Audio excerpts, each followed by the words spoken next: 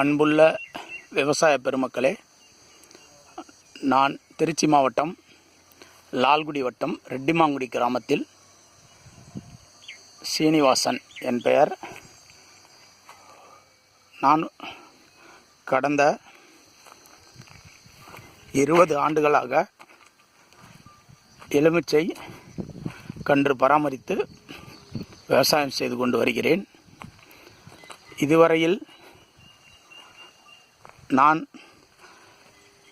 English மருந்துகள் மட்டுமே அடித்து கண்ணை உற்பத்தி செய்தேன். ஆனால்